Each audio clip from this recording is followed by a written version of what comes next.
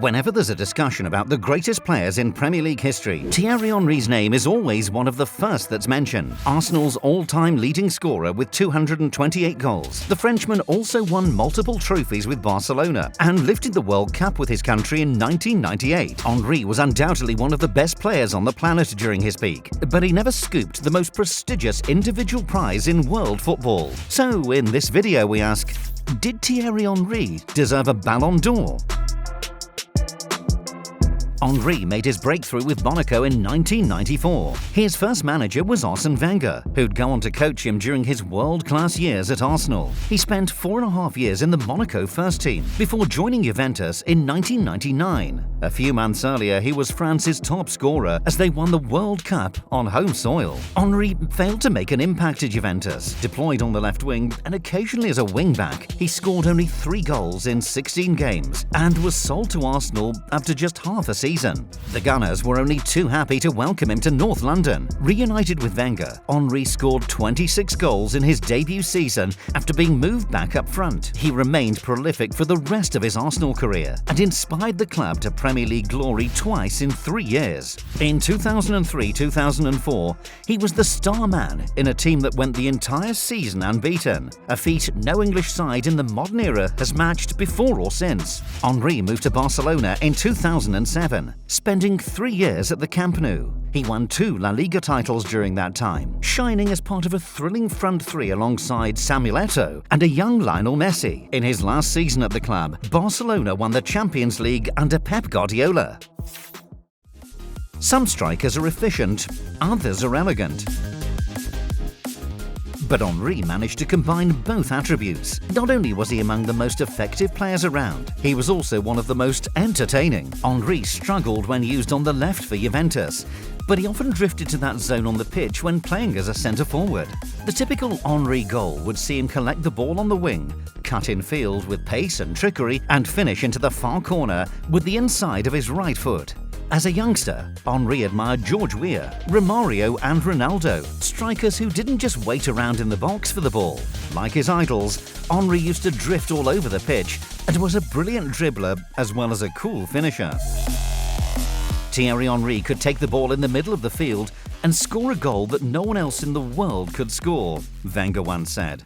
His goal-scoring record at Arsenal was phenomenal. Henry averaged 2 goals every 3 games for the Gunners. His strike rate at Barcelona wasn't quite as impressive, but 49 goals in 121 matches isn't to be sniffed at. But Henry was a world-class provider. He didn't just convert chances, he also created them.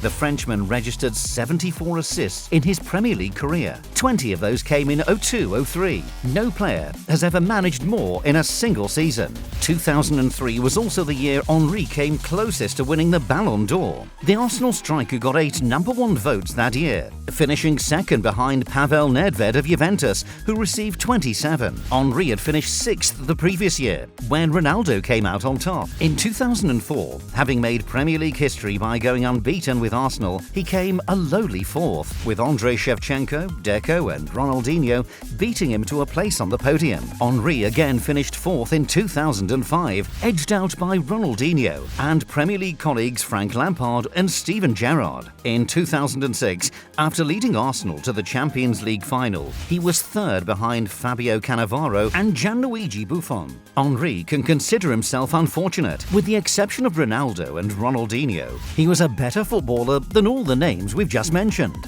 Given that the 2 Brazilians had relatively short peaks, you could even argue Henry was the best of the lot over a sustained period. On that basis, Henry probably deserved a Ballon d'Or. The award is designed to honour the male player deemed to have performed the best over the previous year. Henry had a strong claim to being that individual in 2003, 2004 and 2006. So, how do we explain Henry's lack of a Ballon d'Or? One reason is the nature of individual awards.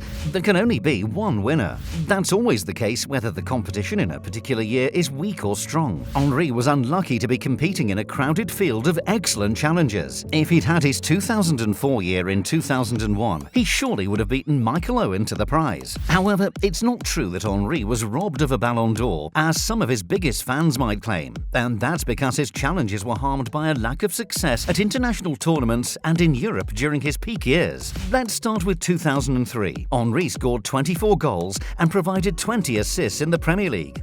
But Arsenal didn't win the title or make the knockout stage of the Champions League. Nedved, by contrast, was superb at Juventus, reaching the final of Europe's biggest competition. The following year, Henry was incredible in his domestic league. But France flopped at Euro 2004, and Arsenal were eliminated from the Champions League in the quarter-finals. In 2005, Ronaldinho, Gerrard and Lampard all finished above Henry. The two Englishmen went further in the Champions League, while Ronaldinho was at the top of his game for Barcelona. Henry did reach the Champions League and World Cup finals in 2006, but he lost both, and Fabio Cannavaro won the Ballon d'Or for his role in Italy's success in Germany. Things may have turned out differently had Henry won either tournament that year, but individual and collective awards are often decided by fine margins, and they worked against Henry in 2006. Looking back now, it does seem strange that Henry failed to win a Ballon d'Or. He was one of the world's best footballers on his day, and is regularly chosen by pundits as the best Premier League player of all time. He may well have won the World Cup in 1998 and the Champions League in 2009, but Henry was never quite as effective on the international or European stage as he was in the Premier League with Arsenal, and that's the main reason he didn't win the Ballon d'Or. Did he deserve one? Well, the answer is a matter of opinion, but Henry was unfortunate not to finish top of the voting in 2004. Porto and Greece were surprise winners of the Champions League and European Championship that year. Andrei Shevchenko was the man who claimed the prize, but his AC Milan side were knocked out of the Champions League at the same stage as Arsenal. While Shevchenko scored 24 goals in Serie A, Henry netted 30 in the Premier League. When Thierry Henry looks back on his Ballon d'Or-less career, 2004 is the one that got away.